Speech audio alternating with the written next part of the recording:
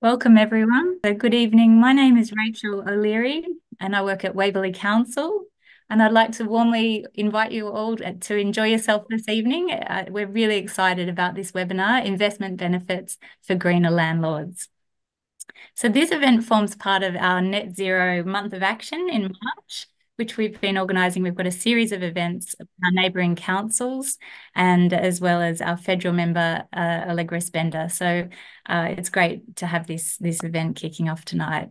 Before I start, I would I'll do a little bit of admin. If everyone could please put themselves on mute, that would be wonderful.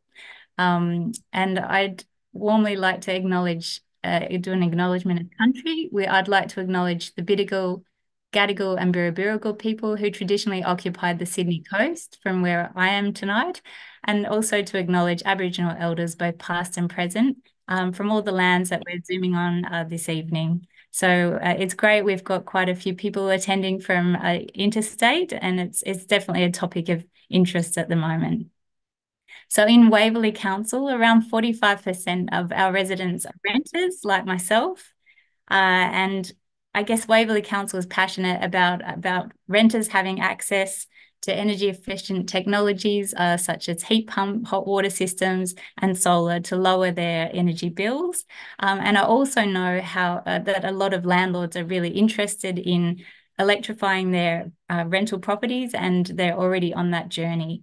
And so tonight, the aim of tonight is to give you information about what's currently available to support you in that journey. And hopefully the federal government's working on tax benefits for landlords as we speak. But tonight is really about presenting to you what is already available. So we've got an action-packed agenda. We've actually got 4 speakers tonight. We've got John Gilmovich from the Property Owners Association of New South Wales, and John will be giving a property professional's perspective on sustainability trends in property at the moment. We've got Kate Minter from Rewiring Australia, and Kate will be explaining how to electrify your rental property and why that's important, and giving you some information on what rebates are available and what grants are available currently. And then we've got Mark Wilkins from Capital Claims. Mark is a quantity surveyor and a tax expert, and he'll give you some information about how to depreciate your assets, your sustainability assets that you may choose to invest in the future or that you might have already purchased. And finally, we've got David Walton. Dave is a local sustainability champion, and he lives in an apartment locally in Randwick and has made some really great sustainability upgrades for that building, and he'll talk about the process he went through there. And then we've got time for questions. And so thank you for some of you have registered questions when you are registered for the webinar. And then if you have any other questions, just pop them in the chat. So without further ado, I'd like to pass over to John. And thank you very much, John, for being here.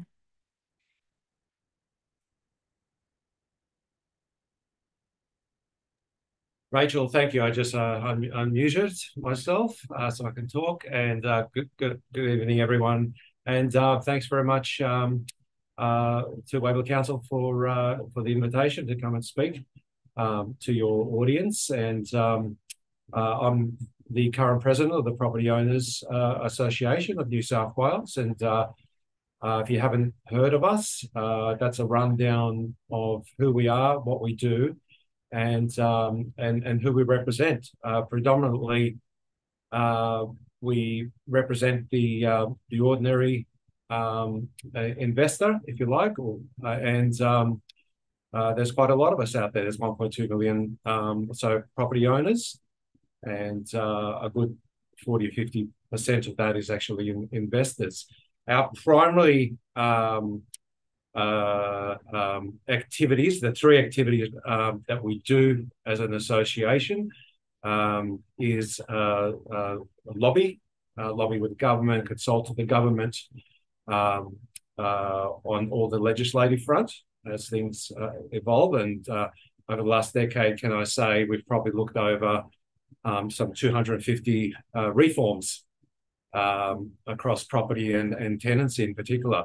The other thing we do is educate our members. So with the evolving and quick changes that are occurring in the property space, we deliver also workshops and webinars online, and of course we're a support.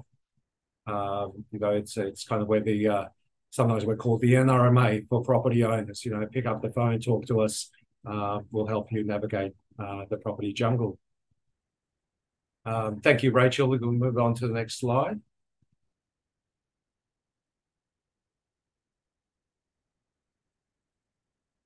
Now, the committee is made up of property professionals, and we're not sitting up in ivory towers. We're hands-on on the ground.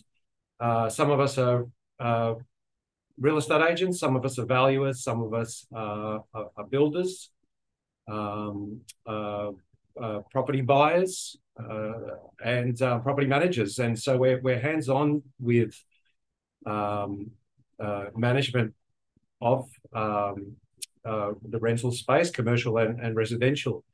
And so I'll talk to you a little bit about what we're seeing on the ground, and in particularly, I'd like to look at kind of the low-lying fruit, if you like, of what the ordinary property investor is doing in this particular space, for the environment, and of course to save money, and of course to get a return on investment. So if we go on to the next slide, a few things I wanted to cover with you in the limited time that I have to chat today.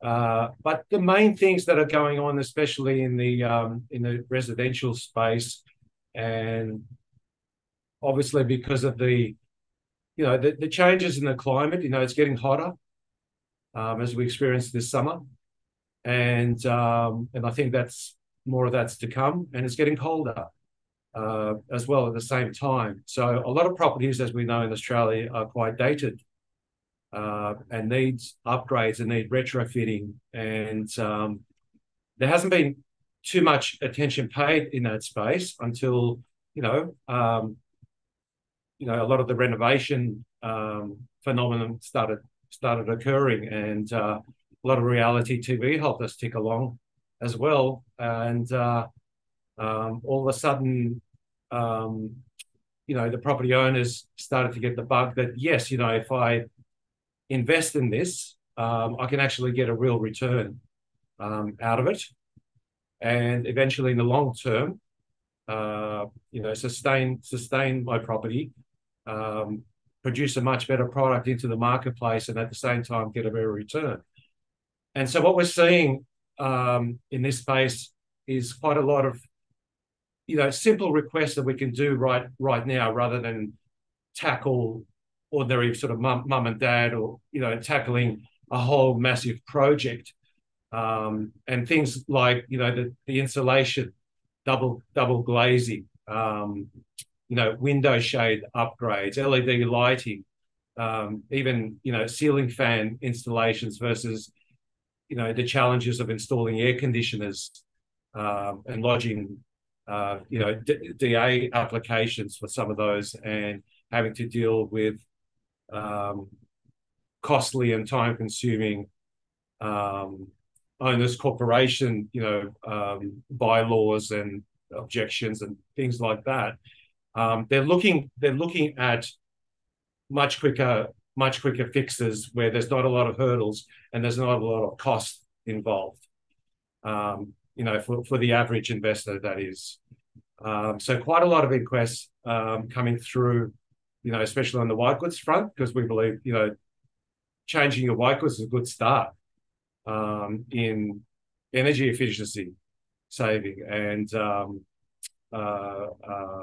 quick ceiling lights, changing your old light fittings into ceiling lights and ceiling fans. So something easy to purchase and easy to install without massive costs is probably the front line for investors at the moment. That's what we're seeing as a trend. And what does that have as far as benefits? Well, there are lots, but I've handpicked 4 real measurable things that are occurring. Environmental impact, definitely increase in property value, as well as return on investment on rents. selling prices, property prices, and that's in the it's come out of the recent, the main sustainability report that properties that are energy efficient and eco-friendly are more sought after and receive better value, better resale value as well. Of course, lower operating costs, especially in the commercial space, large building, which is then passed on. Those savings are passed down to the tenant because a lot of the tenants pay outgoings, and of course the health benefits of it as well. Point number 4, air quality. Reducing risk of mold. Mold is a huge thing in managing property as well. So insulation, damp proofing, having great ventilation, all those things help to avoid those pitfalls. What's the future looking like for the housing market? What are some of the challenges? Well, it's not always, for example, for tenants, it's not always on top of mind to tick all those boxes. There is still, the category of what can I afford in what location, and does it fit my lifestyle and work choices.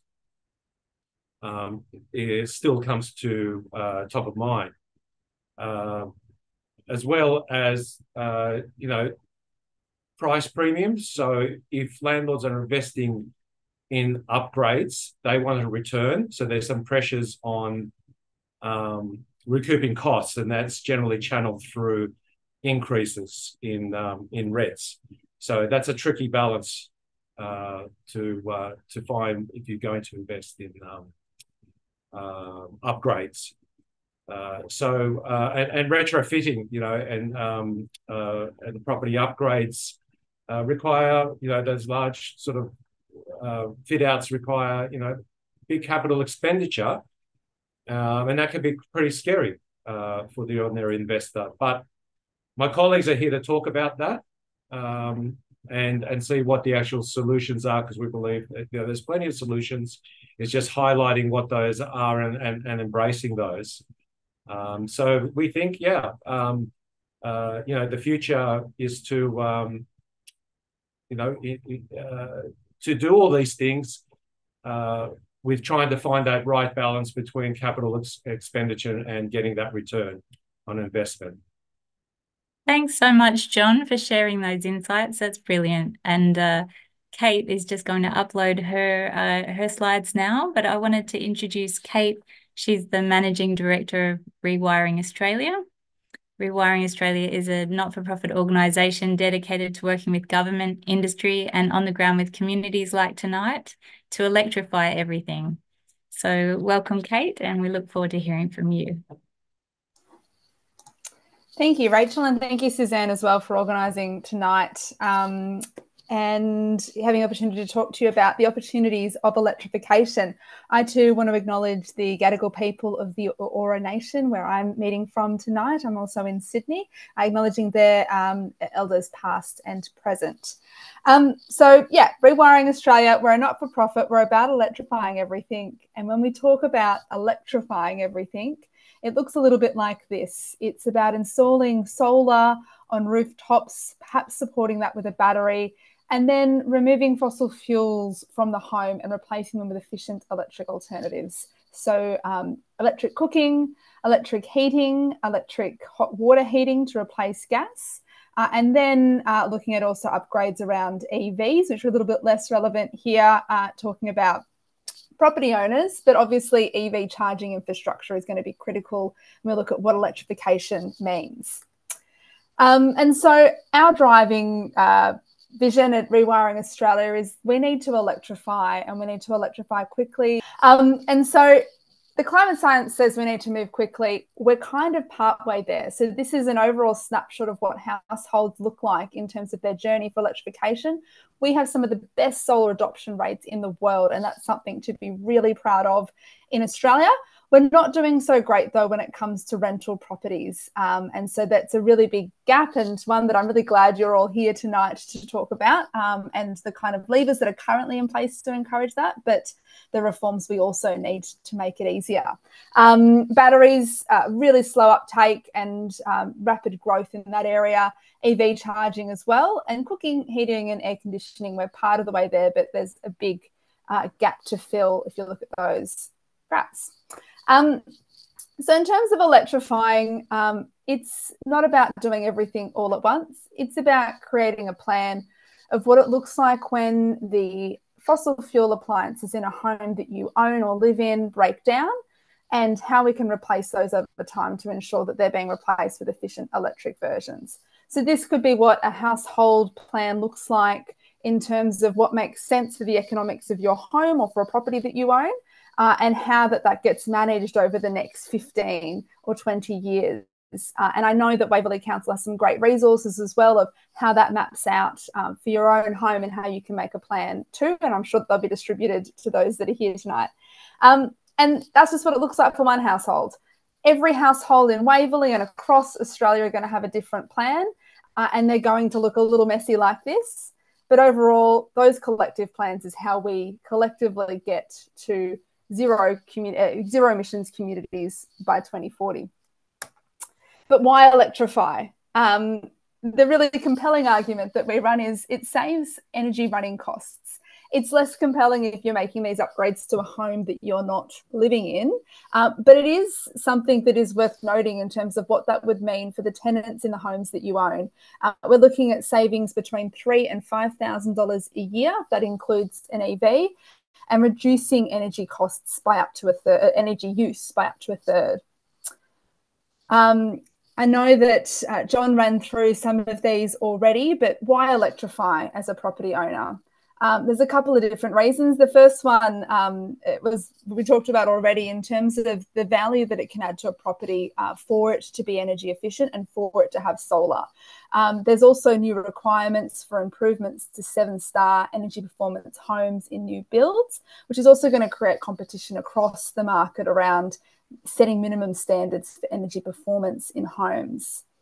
Increased energy bill stress is something that we're hearing a lot about lately, and also gas death spirals, homes that are going to be caught on gas into the future as everyone else moves off and being stuck paying higher rates for the connection fees for a dwindling market sitting within the gas network. There's also strata liabilities for aging gas machines. I know that Dave's going to talk about this in his experience of working with strata, but there are cost benefits for gas machines being placed with efficient electric versions within strata with their shared facilities because they're going to have a much longer lifespan. There's an increasing expectation for solar, and that is only going to grow more as we have a greater uptake of EVs, and we need households to be able to support at-home charging and for solar to be the cheapest way for people to do that. And again, as John talked about, increased health and comfort within homes, especially as we're seeing hotter summers, the ability to have air conditioning within homes. And I think that mould comment was a really important one too around managing humidity, particularly in Sydney. And then there's the obvious overarching one of we need to electrify to reduce our emissions targets and take on that collective responsibility. The problem we face, though, is that when you retrofit and you replace gas appliances electric, there is a slightly higher capital output cost in the upfront. And that becomes harder, particularly when you're not reaping the benefits perhaps of the energy savings reductions. And so it's about how do you match those out? And if you're looking at broader benefits over time as it becomes the norm to electrify, that's one way of kind of easing that cost gap. But some other ways, and I'll run through shortly, around looking at some of the incentives and rebates that are available that are incentivising replacement with electric from gas.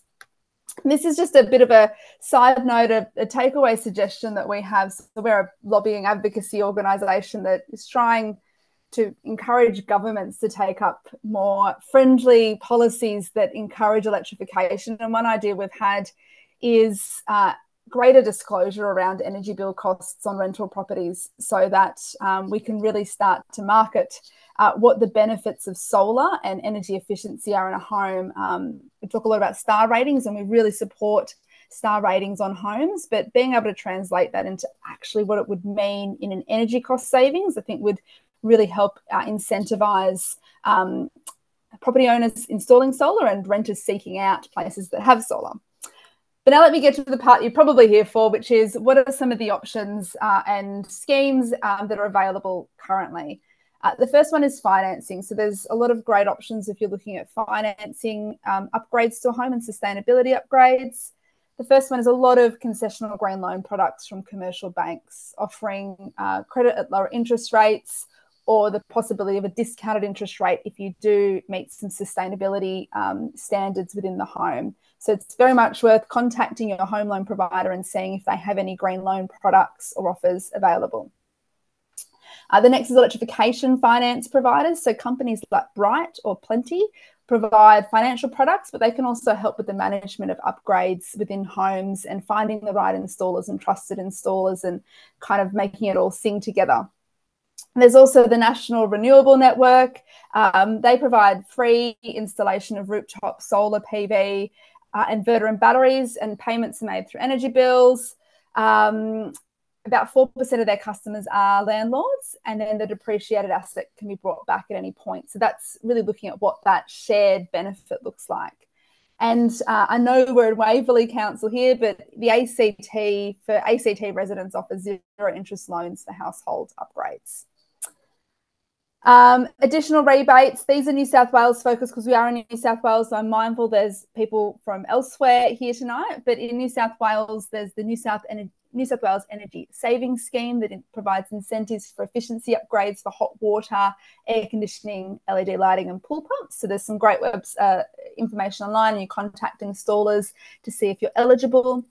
The small scale certificates for solar, these are deducted from the PV solar installed price and managed by the installer. So that's the standardised incentive you're generally getting on solar. And then local councils. So check with your local council, but Waverley here has rebates for apartments, particularly looking at capital upgrades for strata. And Randwick Council has rebates for all households, and they'll be tailored across and vary from council to council. It's also a space to keep watching. Last year in the federal budget, the government announced $1 billion in concessional government finance to help with home energy upgrades. The details of what that looks like are going to be released shortly, but will likely provide another pathway to access concessional finance to make it a bit easier to make those upgrades. The 24-25 federal budget is coming up in about a month and a half, and we're hoping as well, and we're doing a lot of advocacy work to try and see some additional funding at a federal level to support household electrification. And as you may be aware, Allegra Spender and other independent MPs in the federal parliament are preparing a proposal around an instant write-off for electrification upgrades. And I'm mindful that Mark's going to talk a bit more about what's currently available in relation to existing ways of working around that too. So thank you very much. Thank you so much, Kate. That's very interesting, information about the finance options and incentives. And I will send out after this event some more resources for you as well. So just while Mark shares his slides, I wanted to introduce him to you. So Mark is the Director of Capital Claims, Tax Depreciation. He is a quantity surveyor for, I think, a couple of decades at least, Mark, and a tax agent who's passionate also about sustainability. So over to you, Mark. Thank you, Rachel, and thanks to everyone for joining us here tonight. We've got a few details to unpack here around property tax depreciation. It can be a very dry sort of subject, and doesn't fill a lot of people with joy until they actually see the tax return and it all starts to make sense. What we're doing here tonight is just concentrating on a couple of areas. One of those in specific detail is around what is depreciation and how does it work. Depreciation itself is essentially it's an allowance for the wear and tear of your investment property, both the structure of the building and also the plant and equipment items. Now, when I say plant and equipment, I mean the electronic assets, the things that actually don't last quite as long as the 40 years that the building itself is actually specified to last for. There's a whole heap of legislation as set out by the ATO around this. The tax commissioner has got a lot of details that we apply, and we do also have the ability to apply our own discretion when it comes to nominating effective lives, etc., to assets. Essentially, what it does is it allows you as property investors to write off expenditure or plant and equipment items that you have purchased, whether it's a purchase as an acquisition of an existing property and writing off the structure of the building as well, if it's within a qualifying period, or if it's actually an asset that you've actually purchased with your own hard-earned money installed into the property, and then looking to apply that as a tax deduction to reduce your assessable income. Now, reducing your assessable income is the key element of this, and what that does is it allows you to, say, apply a loss of $10,000 for the financial year to reduce that assessable income, and therefore you pay less tax on that income. So if it's say 30 cents in the dollar bracket that you're sitting in, that's 30 cents less that you pay on at $10,000, which adds up to around $3,000. Every property is different. Everyone's scenario is different. And there is a plenty of pieces of the puzzle that we need to unpack to look at. When looking at a property in detail, one of the key areas that we're looking at here tonight, as we've already spoken with Kate and with John and David also to come on, is around plant and equipment items, or what is technically known as Division 40 assets. Division 40 is a division of the Income Tax Assessment Act of 1997. I told you this is getting dry and boring, but essentially what it does is it unpacks some of this detail to allow you to claim these assets at typically accelerated rates, faster than the nominated value or the nominated effective life of the building structure. So a lot of these assets that we've got listed down here below are assets which are typically part of that electrification process that we're talking about moving into more energy efficient assets, to creating a renewable energy environment in the house or in the apartment or in the building, and moving away from gas to electricity, to an induction cooktop, or moving away from gas hot water to what would be known as a heat pump hot water system. Now, those percentages that we've got applied there, they are a derivative of what is known as the effective life of the asset. It's specified by industry and by the ATO to say that, say a heat pump hot water system there, 16.6%. In the diminishing value method, claim per financial year is going to end up at 16.6% of the expense for that asset in the first financial year. The second financial year, you get another 16.6% claim of whatever is left from the written down value of the year before. We're going to look at this a little bit closer in detail as we get further into the slides, but to give you an understanding of these assets, some of them depreciate really quickly. Some of them have a bit longer life and are reflected in a way that the percentages are applied. When we look at LED lighting there at 40%, that can actually depreciate quite quickly. And we're probably looking at around 3 to 4 years to fully amortize that expenditure. Whereas you're looking at something with a longer effective life, such as the solar panels and batteries, they're a 20-year effective life as an asset, and therefore we get a 10% diminishing value claim. Diminishing value method and prime cost method are two different accounting techniques that are applied. Typically, most people apply the diminishing value method because it's front-end loaded, gives you more aggressive deductions in the first years of the investment, and it basically helps with offsetting some of that expenditure that you've been applied, or you have applied to improving your property.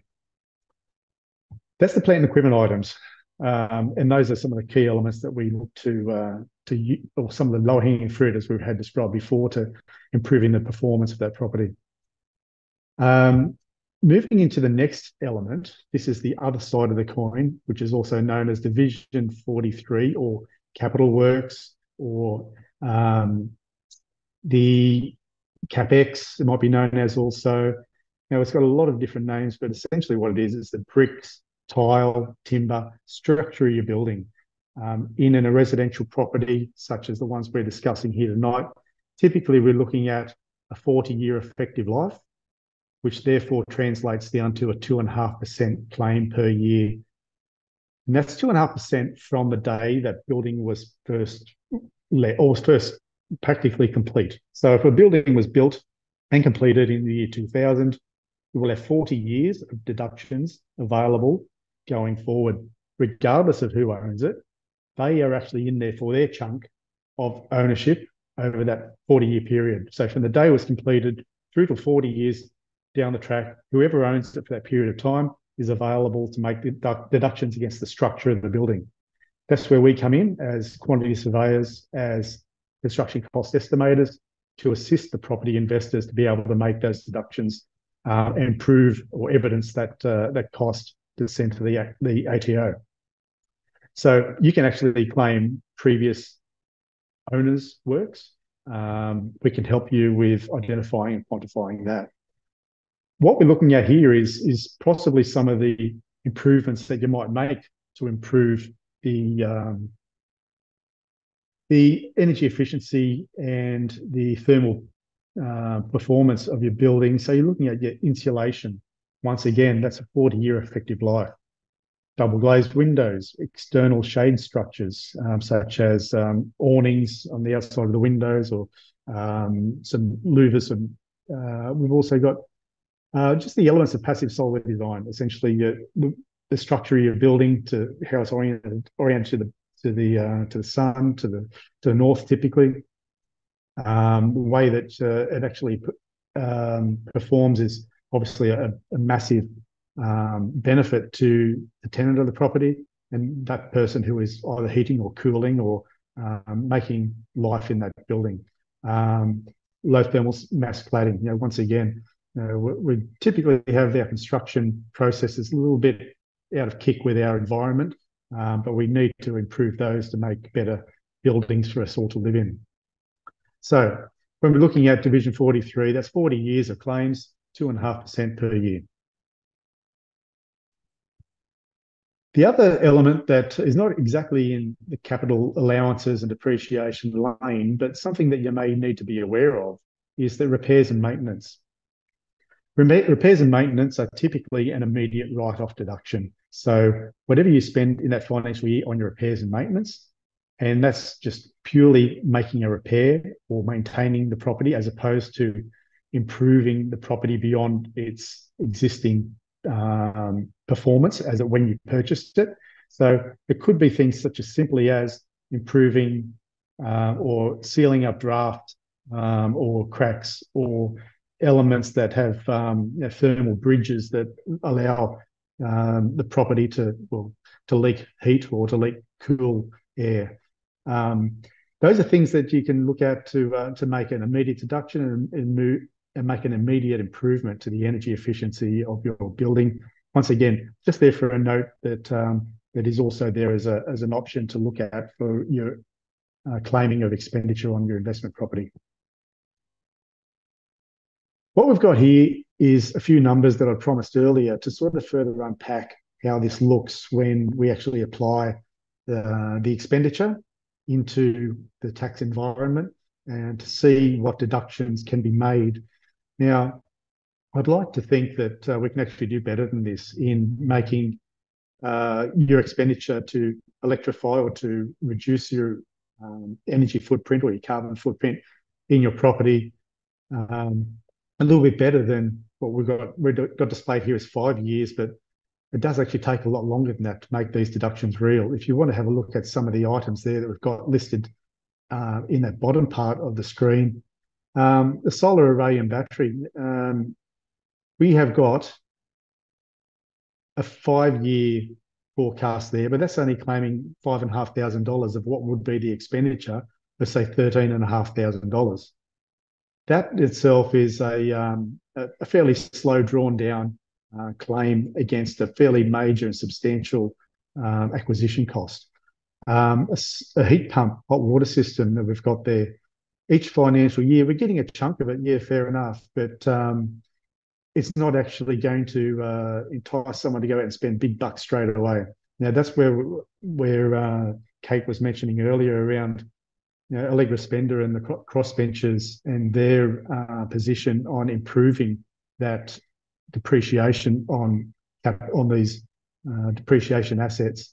Now, if we were able to get 100% depreciation in year one, or to write that asset off as a repair, which is one of their options that they're putting forward to Parliament, we'd be able to get a whole lot better performance out of that expenditure with rebates, with low cost finance, and with immediate deductions. We'd be looking to front end load that very severely. Now, that total expenditure we've got there in ballpark figures there of around $25,000 to improve the performance of that building would look a whole lot better as a year one deduction, as opposed to a drawn out over 5, 10 or 15 years of annual claims. So when we're looking at those numbers there, we can definitely help you with getting the most aggressive claims against that expenditure, because we're not just looking at the off-the-shelf ticket cost of an asset. So we're not just looking at the hot water pump or the heat pump hot water system saying, okay, well, it's $2,500. We're actually looking at the total install cost of that asset as well. So don't forget that the total install cost of that asset, which means getting it to site, getting it commissioned, getting it up to full operation, is the full expenditure of that asset. There may also be some immediate deductions available to you for the asset that you've removed from the building. So there could be some residual value in that asset that you are removing from it. So you may not need to wait till it's dead to remove it. If you can get better performance and get a better deal out of looking at what value it's actually performing for you and what residual value it has, scrapping that asset, putting something in that has a better performance for your tenants, you might get better yield out of that acquisition as well. So this is all just numbers to throw into the mix. We've all got different elements that we're coming at it from on this panel, and this is my input to it to say, well, there's always opportunity to get your tax deductions to work in your favour alongside the other elements that go with it. So that's pretty much my explainer for this. There is a lot more and goes a lot deeper than that, but hopefully that's given you some understanding of a bit of our wizardry and what we apply. But we're looking and hoping for some better opportunity to fast track these deductions going forward.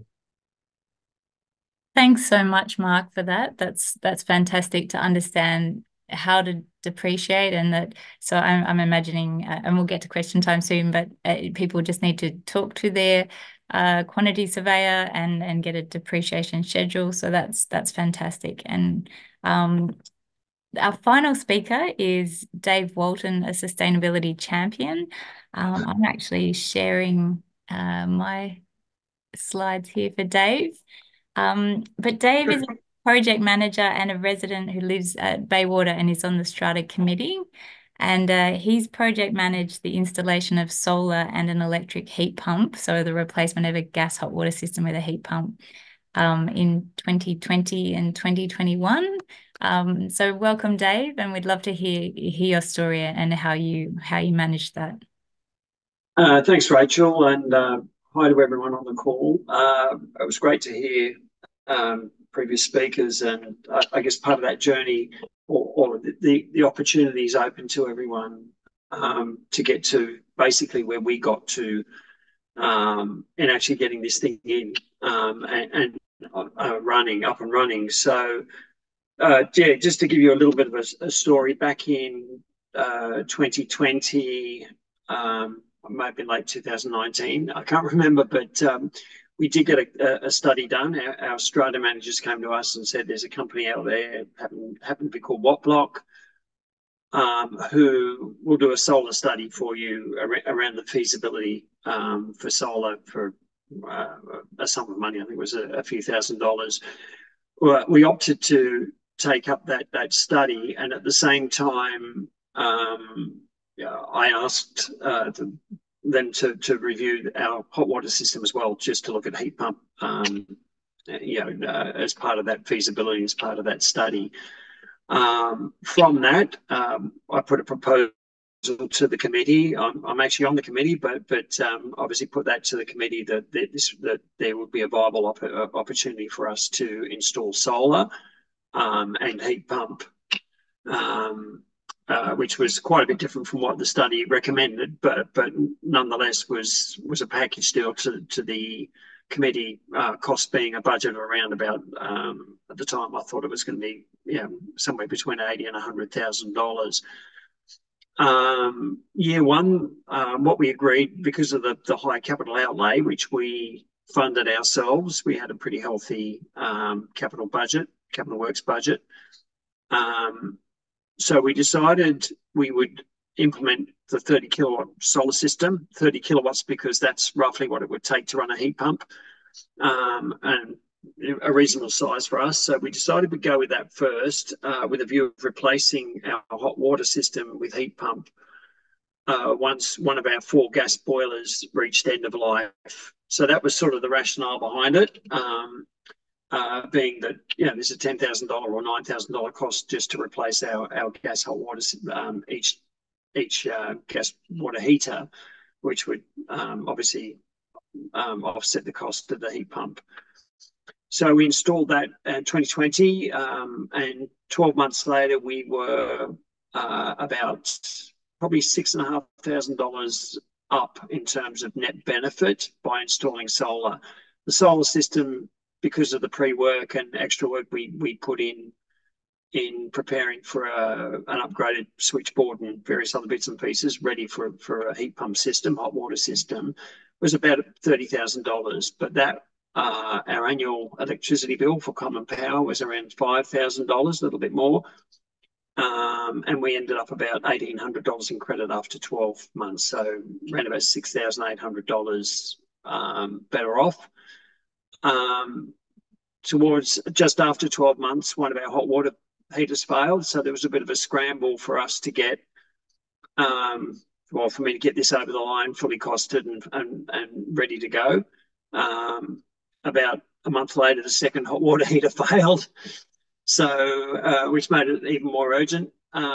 But the good news was, we'd done all the hard work or pre-work around costing and so forth, got approval from the committee, and then near enough 12 months later, full 12 months later, we got the heat pump put in. We've been running that now since September. Go live was September, 2022. So we've been running about a little over, getting on for 18 months. And since then, we haven't used gas at all. So we had gas as a backup, but it's basically just sitting there dormant. So you can see, sorry, Rachel, if you can just go back to the other slides. These numbers were actually verified by Rachel had a consultant in to actually look at the numbers, look at their real data. So you can see their total project cost was around about $82,000 and annual saving of $36,000, which is pretty conservative around cost of gas per year. Hence the 2.3 year payback, and of course, really good news around CO2 reduction, emissions reduction, or greenhouse gas reduction.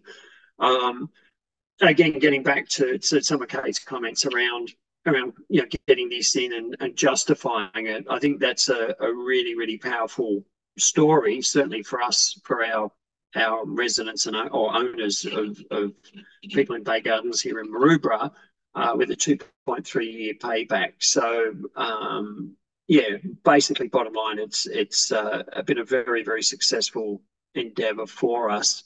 You can jump to the next one if you want, Rachel. Next slide.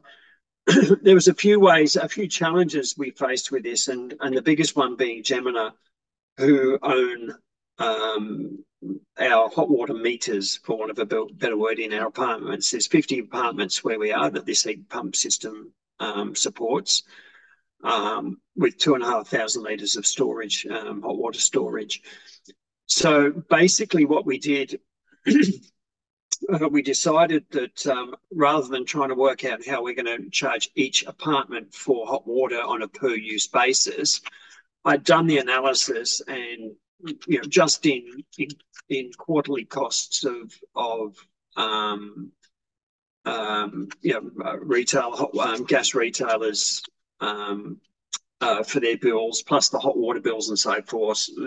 Pretty much everyone in the apartment will be better off if we just defrayed those annual running costs, which are around about $7,000, $7,500 a year, and just spread that across the cost of across the 50 units. So we're 2 and 3 bedroom units.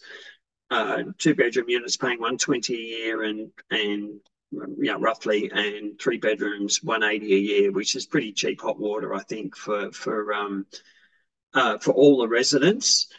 So that was basically how we decided to do it, and to date, no complaints, obviously. So that's basically where we got to.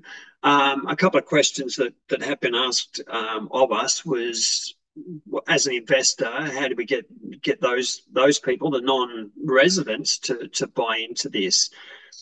And I think the real benefits were pretty obvious. One was that it's an uplift technically in their ongoing levies of around about up to $180 a year, which isn't really a significant amount of money, but that's defrayed by 2.5 years later. There's $5,000-$10,000 of whatever it is of money going back in that we're saving in gas and maintenance of the gas systems, which we don't actually have to pay for now. So longer term, lower levies.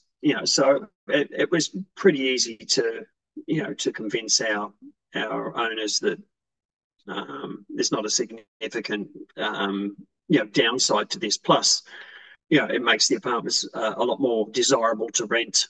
And as I said, pretty easy to charge someone $180 a year more or whatever it is, just, which is covering that. So, again, very, very happy story for us was that virtually no pushback in that at all. And just to close, probably part of the reason for the success of this, I think, was the planning that we did. I mean, obviously, me project managing saved a fair chunk of money in doing this, but just parking that aside, I think the benefits were there for all to see, and so it was very easy to get people on board, and there's a compelling business case as well. So that's pretty much our story. So far, so good. Dave, thank you so much. I just want to acknowledge that you're one of the first buildings in Sydney to do this, and you're well ahead of the pack doing it in 2020, 2021. It's a big deal. I work closely with a lot of strata buildings, and often, there is some sort of barrier to sort of everyone jumping on board. So well done. I think you must have done a lot of prep work and had really good relationships in the building. There's a fair bit there. So well done. And a lot for us to learn from, and a really good healthy case study. Look, you already sort of asked yourself some questions, Dave, and answered them, but I guess, do you know, you're obviously an owner occupier, but do you know if any of the owner investors have gone down the path Mark was talking about and depreciated that? And Mark, maybe you can afterwards jump in on how that would happen. Actually, I'm a little bit, I'm a bit of both. So we actually have 2 properties here, so one's rented out, so we are investors as well. But outside that conversation, had a conversation with Mark a few days ago. To be honest, I was not aware of the opportunity to claim depreciation, certainly as an investor, and we haven't explored that yet. But that's something absolutely we'll communicate with our owners. Great, thanks, Dave. And Mark, could you comment on that? Yeah, there's a couple of questions that need to be discovered also. It's the expenditure can be claimed, and there's a number of ways it can be claimed. If it's a special levy, the depreciation doesn't actually apply as well as, so that'd be double dipping. So if there was a special levy administered against the body corporate to cover that expense, that deduction then would actually just become an immediate deduction. But if there is actually expense that is actually borne via a different vehicle, and there's $20,000, and then there's 20 unit holders in the development, each then have got a 5% claim. As 20 out of 100, or 20 of 100, we get 5% claim against that asset. So, and each one of those unit holders' share of that asset becomes an asset in its own right. So therefore, the rules will apply to the deductions of their share of that asset as a specific asset owned by the unit holder. So a few things to, I guess, to figure out a little bit further, to understand in accounting terms as to whether special levies apply, or as to whether there is a immediate deduction or a depreciation claim against the expenditure for the asset. If that helps. Great. Yes, and I guess buildings can contact yourself or other quantity surveyors to get advice on that for more complex sort of scenarios. But yeah, and look, absolutely. Yeah. Another question that came through in the registration, I might give to you, Kate, was if you had a limited budget, what's the single most useful technology to invest in terms of electrification? That might be a hard one to answer, but wondering, yeah, what real estate agents should be sort of promoting to their customers. It depends on the house, but I'd say the first step in electrification should be solar. It's what's going to bring down your energy bills, and it's also going to be a really critical step in bringing down emissions and reliance on the grid. So solar would be the number one to start with, I would suggest. Right. And then obviously if the hot water fails, or have the plan that you spoke to. Yes, exactly, Rachel. A lot of it doesn't make sense for most homes to do it all at once. So as things deteriorate, so that's why it would depend on the house and what's up for expiry. I think those plans are really important, because when you run out of, when your hot water breaks, if it's a home you're living in, you want whatever hot water heater is going to give you a hot shower that night. But if it's a property that you're leasing, you've got an obligation to replace that hot water quickly.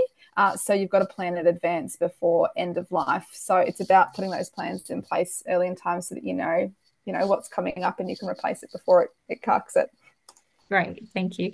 And Mark, just from your the two sort of sections you had, I can't remember section 40 and 43 or whatever, like obviously the technology seemed to be getting the greater depreciation faster. So things like hot water systems are probably a better investment if you're a short-term investor than, say, unfortunately, building envelope things, improvement. Oh, absolutely. That has always been the case, and that's not just something new to greater efficiency in assets.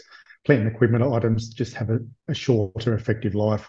If they're electronic in nature, or if they're soft furnishings, etc., or carpets or blinds and so forth, they just don't last as long, and they're recognised as being so. Some of those items actually just have got a really short effective life, and therefore they're treated as such in accounting terms and get faster or more accelerated claims. The lower the value, the quicker they'll actually depreciate as well. When you're looking at immediate write-off for assets less than, say, $300, if you go and put a ceiling fan in, which is less than $300, you get to claim that in year one. If you've got an asset which is less than $1,000 per unit or per asset, and that could be a group of blinds, etc., they will actually depreciate a whole lot quicker as well. Effectively, their effective life becomes a 4-year effective life. It depreciates at 37.5% per year. So smaller ticket items can tend to actually have a more accelerated claim against them as well. Okay, great. I might go to the chat and just see. I think there's a few questions. One for you, Dave. Did you require council permission to install the heat pump, and were there any fire safety compliance issues? You're on mute, Dave.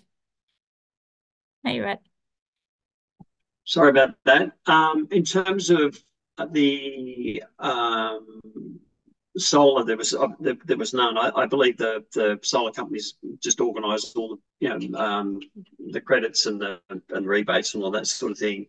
And the heat pump, there was no requirement from council. Well, certainly we didn't. If there is, we're probably in trouble.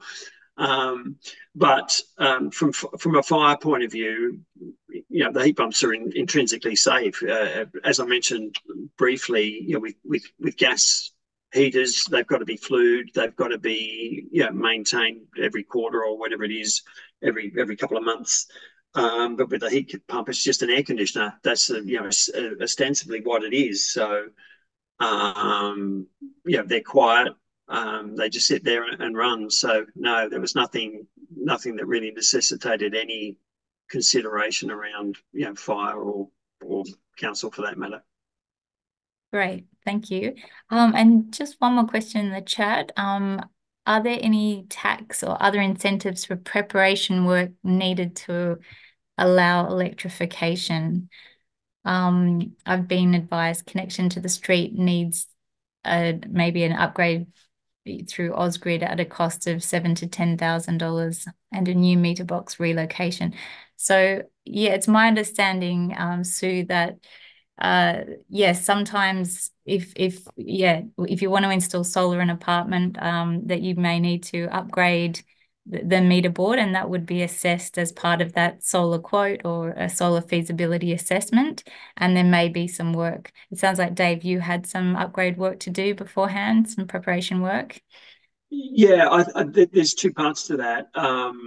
Certainly for us, one consideration was the size. I mentioned 30 kilowatts was the magic number. We couldn't actually go a lot more with that from that unless we there's work that has to be done to the board, and working with Ausgrid around that, to either upgrade the board or put in limiters or whatever they are. I can't remember the actual devices, but that prevent that you can make going above a certain size cost prohibitive. But I think for the most part, most places would have an up to amount that they can do, that they can manage. So I think usually it's getting, when you get above a certain size, that you run into issues. But as I said, we got to 30 kilowatts without any issue at all. We're coincidentally, and again off topic, but we are looking to prepare for electric vehicles in our units. So we've got the first part of the New South Wales government pay $2,000, get an assessment done. So we're just coming to the end of that process. But clearly there's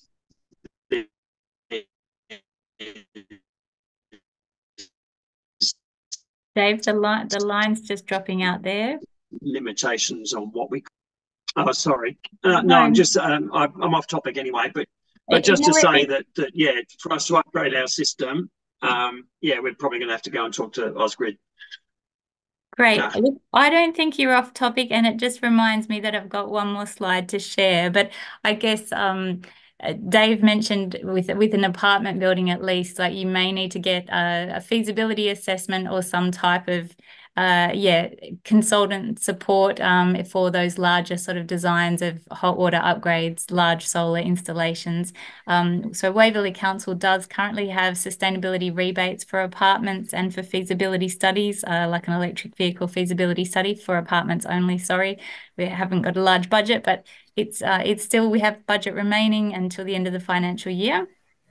And anyone from any other area, the website is www.rebately.co, and you can put in your address and see what if the local council that you live in also has rebates. There's about 10 councils within Sydney that are currently offering rebates, which is wonderful.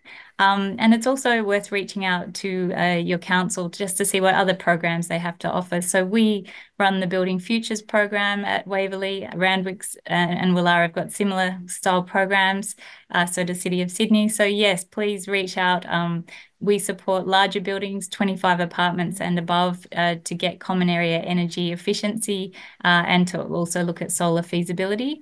And at the moment, I'm taking any inquiries on solar from any sized apartment, and even a household. I would get happy to have a chat if you're stuck with anything, but if you need advice and guidance, just reach out via email. I'll send this resource out. We also, as Kate mentioned, we have a make a plan to go electric, and you can just think of your rental property and pop sort of your plan forward, moving forward. Every year or two, you might choose to upgrade a different appliance and start to electrify your own home or your rental property. So that is, I think we're at full time now. So I just wanted to say a very big thank you to all of our speakers.